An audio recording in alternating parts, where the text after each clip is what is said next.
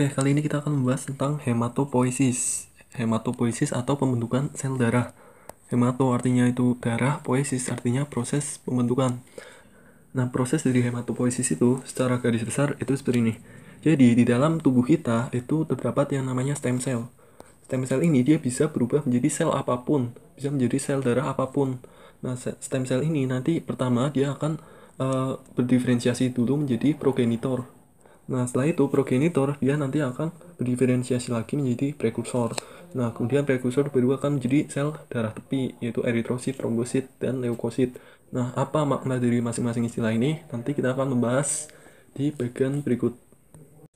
Nah, ini adalah bagian dari hematopoiesis. Yang pertama, stem cell, yaitu nenek moyang dari seluruh darah yang ada di tubuh, ya nanti akan berdiferensiasi tadi menjadi progenitor sel. Nah, yang disebut progenitor sel ini, yaitu ini, ada LPC, CFUGM, CFUE, CFUMK. CFU ini artinya colony forming unit. Kemudian kalau LPC itu adalah lymphoid progenitor cell. Jadi sebelum lebih jauh, bisa dikatakan stem cell ini dia nanti setelah terdapat rangsangan yang sesuai, dia akan mengalami dua kemungkinan proses. Dia akan melalui proses yang disebut mielopoiesis, atau bisa juga dia akan mengalami proses limfopoiesis. Nah, mana yang disebut mielopoiesis dan limfopoiesis? Mielopoiesis itu adalah turunan cabang dari ini. Jadi segini itu adalah proses mielopoiesis. Sedangkan limfopoiesis itu adalah ini segini. Ya, ini kan dia bercabang jadi dua. Nah, maksudnya itu dua cabang ini dia memiliki beda proses. Yang kesini itu mielopoiesis, yang kesana disebut limfopoiesis. Nah, proses yang pertama dibahas adalah limfopoiesis. Jadi limfopoiesis ini proses ketika di mana stem cell ini dia berubah menjadi progenitor sel, yaitu progenitor selnya adalah jenis LPC atau lymphoid progenitor cell. Nah, setelah menjadi progenitor sel, LPC ini dia akan berdiferensiasi lagi menjadi prekursor sel. Nah, prekursor selnya itu adalah prekursor sel B dan prekursor sel T. Nah, apakah LPC ini dia akan menjadi prekursor sel B atau menjadi prekursor sel T itu bergantung pada tempat diferensiasinya. Jika LPC ini berdiferensiasi di dalam sumsum tulang, maka dia akan menjadi prekursor sel B. Ya, B ini dari kata bone atau tulang. Kemudian, jika LPC ini dia berdiferensiasi di dalam timus, nah, dia akan menjadi sel T, timus. Nah, kemudian prekursor ini dia akan berdiferensiasi lagi menjadi darah tepi. Nah, prekursor sel B akan menjadi sel B, prekursor sel T akan menjadi sel T. Ya, itu adalah proses limfopoiesis. Nah, sekarang kita bahas yang mielopoiesis. Nah, ketika terjadi mielopoiesis, stem cell ini dia akan berubah atau berdiferensiasi menjadi tiga kemungkinan nih, bergantung kebutuhan, yaitu bisa menjadi CFUGM atau colony forming unit, granulosit, monosit. Ya. Nah, CFUGM ini dia nanti bisa berdiferensiasi menjadi dua prekursor sel, ya kan? Intinya ini tuh. Jadi intinya itu misal aku nomorin ya, 1, 2, 3, 4. Jadi setiap garis ini itu satu, satu ini di sini ya, satu, sini 2, 3, 4. Jadi pertama dari stem cell ya pasti di sumsum tulang, kemudian dia berdiferensiasi menjadi progenitor sel yaitu dalam bentuk CFU. Kemudian CFUGM ini dia bisa berdiferensiasi menjadi dua prekursor sel. Nah, prekursor ini yaitu sesuai dengan namanya colony forming unit granulosit monosit, dia akan berubah atau berdiferensiasi menjadi sel granulosit dan sel monosit. Kalau sel monosit itu ya jelas sel monosit yang berasal dari monoblas, kemudian berdiferensiasi lagi menjadi promonosit, kemudian dia baru akan menjadi darah tepi monosit. Jadi dua proses ini segini dia masuk dalam prekursor. Kemudian yang sel-sel granulosit disebut sel-sel granulosit. Ketika CFUGM ini dia berubah atau berdiferensiasi menjadi myeloblas, kemudian myeloblas berubah jadi promyelosit, nanti dia bisa berdiferensiasi menjadi 3 jenis sel, yaitu basofil, eosinofil, dan neutrofil. Nah, basofil, eosinofil, dan neutrofil ini dia disebut dengan sel granulosit. Kenapa? Nah, nanti penjelasannya ada.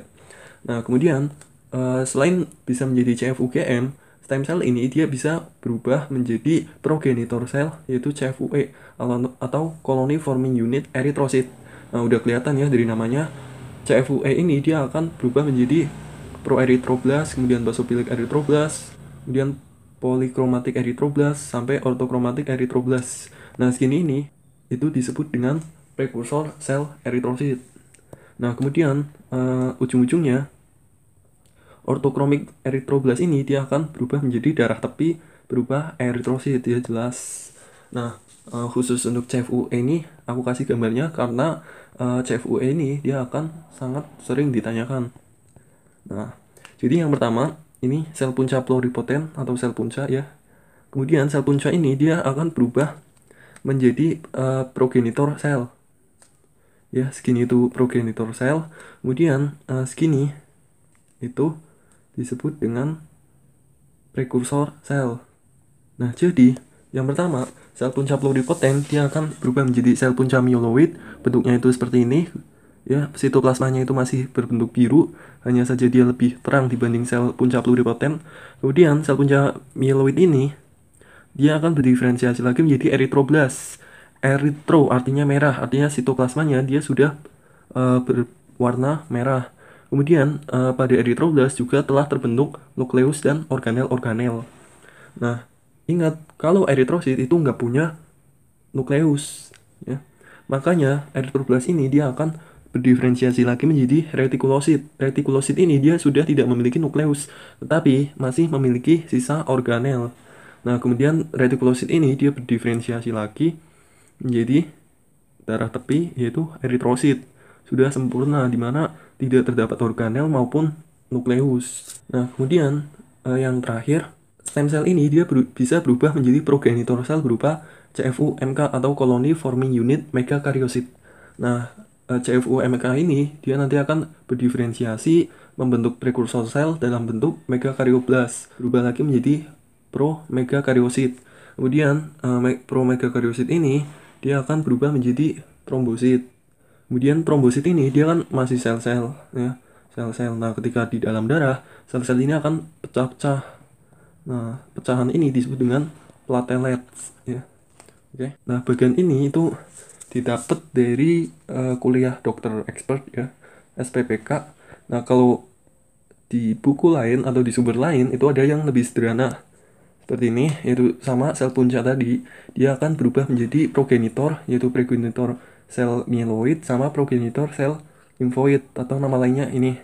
Nah, kemudian progenitor akan berubah menjadi prekursor, yaitu ini ada megakaryosit, prekursor granulosit, prekursor eritrosit, dan prekursor monosit. Kemudian segini ini tadi disebut dengan proses myelopoiesis, sedangkan segini ini disebut dengan proses limfogenesis. Kemudian sel punca limfoid tadi dia akan berdiferensiasi menjadi sel B dan sel T. Nah, apakah dia berdiferensiasi menjadi sel B atau sel T itu bergantung pada tempatnya. Kalau tempatnya itu di jaringan limfoid atau sumsum tulang, dia akan berubah menjadi sel B. Kemudian kalau di timus, dia akan berubah menjadi sel T. Oke. Nah, kemudian setelah mengetahui proses hematopoiesis ini, kita akan tahu bahwa sel darah itu ada 3 jenis, yaitu ada eritrosit, trombosit, sama leukosit. Nah, kalau eritrosit jelas ya, di sini dia eritrosit. Kemudian kalau trombosit juga jelas, ini trombosit. Ya. Kemudian kalau yang disebut dengan leukosit itu adalah ini yang aku kotakin biru. Nah, segini ini semuanya disebut dengan leukosit, yaitu sel-sel granulosit, kemudian monosit sama limfosit. Leukosit ini dia dibagi menjadi 2 berdasarkan bentuknya, yaitu ada granulosit polimorfonuklear sama agranulosit mononuklear. Nah, yang disebut granulosit polimorfonuklear itu tadi ya, yaitu ada neutrofil, eosinofil, dan basofil.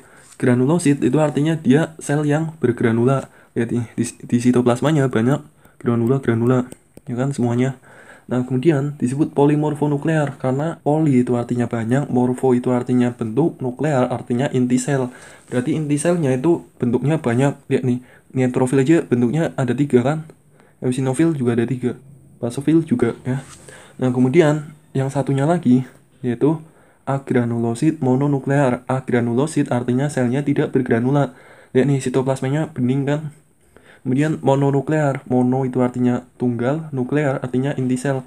Berarti inti selnya itu tunggal. Yakni limfosit tunggal, monosit tunggal.